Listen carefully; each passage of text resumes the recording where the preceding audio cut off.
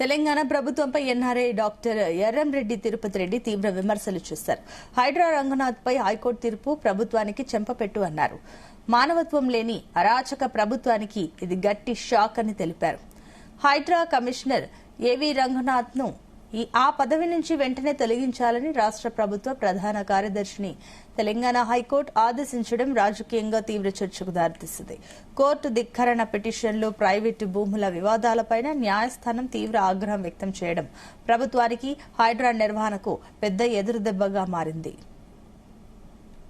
Hydraa commissioner ఏవీ రంగనాథ్ గారి మీద తెలంగాణ హైకోర్టు న్యాయమూర్తి అనిల్ కుమార్ జుక్కంటి గారు ఏదైతే తీర్పు ఇచ్చిరో ఆ తీర్పును చూసిన తర్వాత ఇంకా న్యాయం బతికే ఉంది, ప్రజలకు కూడా జ్యుడిషియల్ సిస్టమ్ మీద నమ్మకం కలిగే విధంగా వారి తీర్పు ఉందని నేను అభిప్రాయపడుతున్నాను.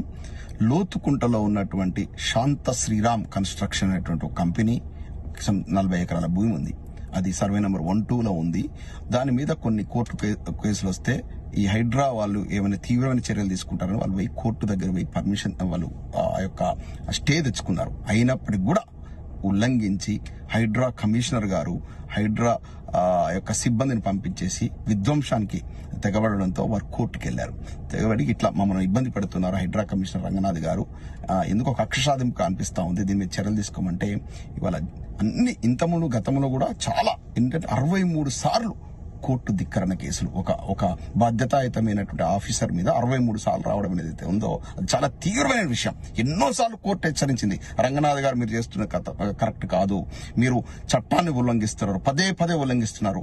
ఒకసారి ఉల్లంఘిస్తే పొరపాటు అనుకోవచ్చు, రెండోసారి అనుకుంటే సరే అనుకోవచ్చు, మూడోసారి ఉల్లంఘించడం అనేది ఏదైతే ఉందో అది తీవ్రమైన నేరం. వీరు 3 సార్లు కూడా కాదు 63 సార్లు ఉల్లంఘించారు. ఏదైతే శశిపాల వద 100 తప్పులు అయిన తర్వాత శ్రీకృష్ణుడి చేతులు శశిపాలుడు ఏ విధంగా అయితే హతమైండో ఇవాళ హైడ్రాసురుడైనటువంటి హైడ్రాసురుడిగా పేరు తెచ్చుకున్నటువంటి ఏవి రంగనాథ్ గారి పదవిని కోల్పోవాల్సిన పరిస్థితి వచ్చింది. పదే తప్పులు, ఒక బాధ్యతాయుతమైన పదవిలో ఉన్నోడు అంటే నేరాలు చేయడానికి అలవాటు పడ్డ వ్యక్తిలా ప్రవర్తిస్తున్నాడని జస్టిస్ అనిల్ కుమార్ గారు ఏదైతే వ్యాఖ్యానించారో